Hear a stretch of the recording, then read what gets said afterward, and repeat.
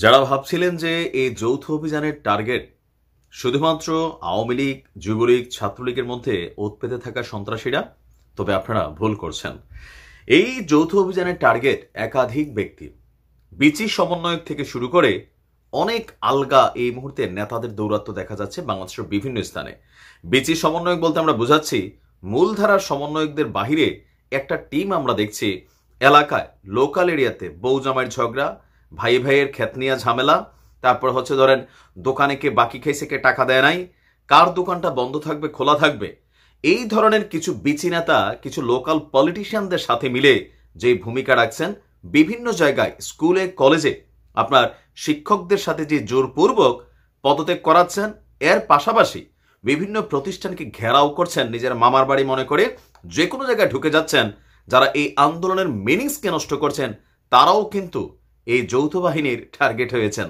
আপনি এখনো বোঝেন না, তবে শীঘ্রই বুঝবেন। চিহ্নিত করা হচ্ছে ফুটেজ দেখে দেখে কারা অতি উৎসাহী হয়ে বর্তমানে এই ইউনূস সরকার ক্ষমতায় আসার পর দেশকে অস্থিতিশীল করার চেষ্টা করছেন। তো প্রথম ধাপে আমরা যদি দেখি, একদম মাথা থেকে ধরা শুরু হয়ে গেছে। আস্তে আস্তে এই অভিযান অনির্দিষ্টকাল চলবে। আর যাদের কথা বলছি তারাও কিন্তু স্বরাষ্ট্র মন্ত্রণালয় থেকে ঘোষণা দেওয়া হয়েছে যে এদের প্রত্যেককে চিহ্নিত করে স্থানীয় জেলা প্রশাসকের সাথে সমন্বয় করে এদেরকেও কিন্তু ধরা হবে যৌথ বাহিনীর এই বিশেষ অভিযানে। তো আমরা দেখি গতকালকে রাতে কাকে ধরা হলো। তো যাত্রা শুরু হয়েছে মোহাম্মদপুর থানা ছাত্রলীগের যে সভাপতি ছিল রাসেল। এখন আমরা যদি দেখছি যে রাজধানীর মোহাম্মদপুর থানা ছাত্রলীগের সভাপতি নাইমুল হাসান রাসেলকে গ্রেপ্তার করেছে র্যাব, পরে তাকে মোহাম্মদপুর থানায় হস্তান্তর করা হয়েছে। আমরা দেখছি তার বিরুদ্ধে আপনার কি বলা হয় যে মোহাম্মদপুর থানা সহ বেশ কয়েকটি থানায় হত্যা মামলা সহ আরো নানান ধরনের মামলা আছে।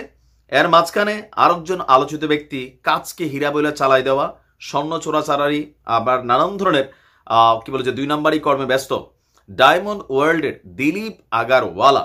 এর পাশাপাশি খুবই আলোচিত দুজন ক্যারেক্টার সাবেক আইজিপি শহীদুল হক এবং আব্দুল্লাহ আল মামুন, তাদেরকেও গ্রেফতার করা হয়েছে।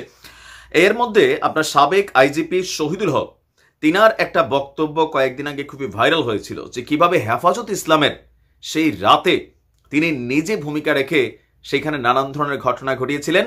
তার একটা ভিডিও ফুটেজ ইতিমধ্যে সোশ্যাল মিডিয়াতে ভাইরাল। বেসিক্যালি ওই ইস্যুটাকে কেন্দ্র করে তিনি গ্রেপ্তার হয়েছেন। আর সাবেক আইজিপি বৈষম্যবিরোধী ছাত্র আন্দোলনের নেতৃত্ব যখন পুলিশ দিয়েছিল, মানে এই দমন পীড়নের, সেখানেও সাবেক এই আইজিপির ভূমিকা নিয়ে তো আর নতুন কোনো বক্তব্য দিতে হবে না।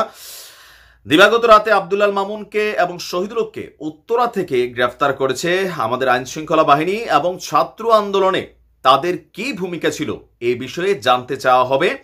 আর এই মুহূর্তে আমরা যদি দেখি ডিবি হেফাজতে আপনার আছেন তারা।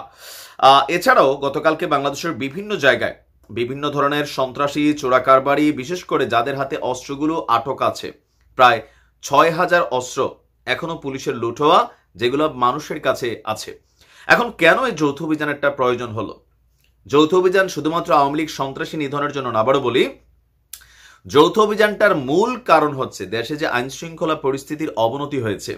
আর এই অবনতির পিছনে একটা প্রধান অংশ হচ্ছে বাংলাদেশের বিভিন্ন থানাতে যেই অভিযান চলেছে, জ্বালাও পোড়াও ঘটেছে, পুলিশের গাড়িতে আগুন দেওয়া হয়েছে, যারা কারাগার ভেঙেছেন, ইভেন থানা থেকে যারা অস্ত্রগুলোকে লুটপাট করেছেন তাদেরকে স্পেসিফিকলি ধরা হচ্ছে গোয়েন্দা তথ্যের সাথে সমন্বয় করে।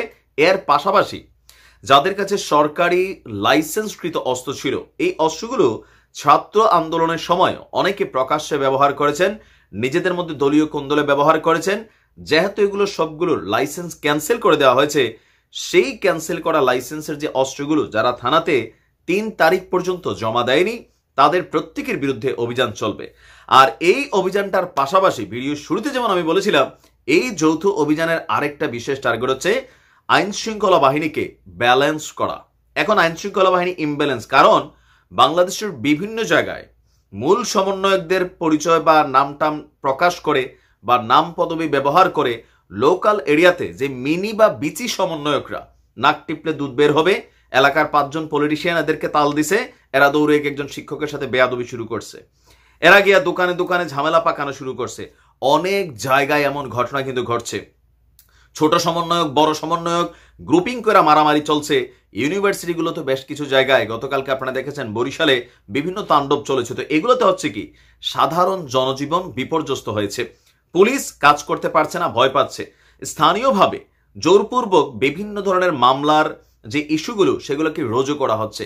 স্বরাষ্ট্র মন্ত্রণালয় থেকে স্পষ্ট ঘোষণা দেওয়া হয়েছে, যার তার বিরুদ্ধে যে মামলা দিচ্ছেন, আপনি যদি মনে করেন তাকে মামলা দিয়ে গ্রেপ্তার করা হবে, তাহলে আপনি বোকার স্বর্গে বসবাস করছেন।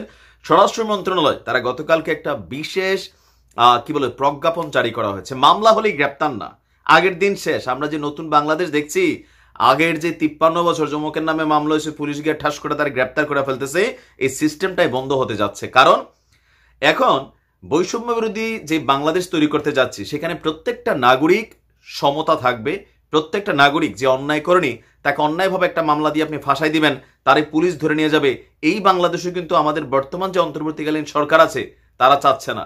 মামলার ব্যাপারে সুস্পষ্টভাবে তারা বলেছে, বাংলাদেশের বিভিন্ন জায়গায় লোকাল পলিটিশিয়ানরা, বিশেষ করে এটা বিএনপি নেতাকর্মীরা করছে, জোরপূর্বক অনেক ভালো ভালো আওয়ামী লীগের মানুষকেও এই মামলার মধ্যে ঢুকিয়ে দিচ্ছে। তাদের পছন্দ হয় নাই, ব্যবসা বাণিজ্য বিভিন্ন ইস্যুতে হিংসাত্মক আবেগ আশ্রিত হয়ে অনেককে মামলার আসামি বানিয়ে দেওয়া হচ্ছে। তো এই গণহারে মামলা, এটাও কিন্তু রাষ্ট্রের স্থিতিশীল অবস্থা বিরাজমান, এটাকে প্রমাণ করে না। একদিকে জাতিসংঘ আসছে যে নিরপেক্ষ তদন্ত করতে, আইসা যখন দেখতেছে যারে তারে যেমনে সেমনে মামলা একটা দেওয়া শুরু করছে, সেই মামলাগুলো যারা দিচ্ছেন, দিন শেষে আপনারাই বাড়ে পড়তে যাচ্ছেন। কারণ সুষ্ঠু ইনভেস্টিগেশন ছাড়া মামলা হইলেই যে তাকে গ্রেপ্তার করার যে বিধানটা, সেইখানে কিন্তু স্বরাষ্ট্র মন্ত্রণালয় থেকে প্রজ্ঞাপন জারি করা হয়েছে। যথেষ্ট যাচাই বাছাই প্রক্রিয়া শেষে বিষয়টা শতভাগ স্পষ্ট হওয়ার আগে থানাতে যে মুড়ির মতো মামলা হচ্ছে, সেই মামলায় কাউকে গ্রেপ্তার করা যাবে না। এখন অন্তর্বর্তী সরকারের এই উদ্যোগকে অনেকে সাধুবাদ জানালে, অনেকে যারা সুযোগ সন্ধানী ছিল তারা কিন্তু একটু ঝামেলায় পড়তেছে।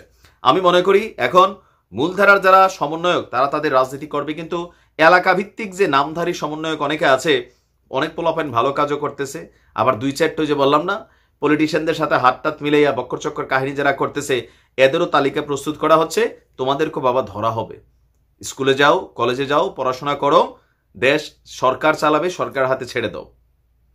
আর অভিযান কন্টিনিউ চলবে, কতদিন চলবে, কাদের বিরুদ্ধে চলবে, নিশ্চয়ই আপনি বুঝতে পারছেন। এখানে বিষয়টা শুধুমাত্র আওয়ামী লীগকে উদ্দেশ্য করে অভিযান চলছে না। আর যখন এই থানাগুলোতে হামলা হয়েছে, ভাঙচুর হয়েছে, জ্বালাও পোড়া হয়েছে, এর মধ্যে কিন্তু আওয়ামী লীগের তুলনায় অন্য যারা আছে তাদের ইনভলভমেন্টটাই বেশি। কিন্তু তবে এখানে পলিটিশিয়ানদের সংখ্যা যতটা না বেশি, সুযোগ সন্ধানী এলাকার যে সন্ত্রাসী, লুটেরা, চোর, বাটপার সিন্ডিকেটগুলো আছে, টোকাই, ছেসরা, এরা কিন্তু এই কাজগুলোতে খুব বেশি নিজেদেরকে ইনভলভ করেছে।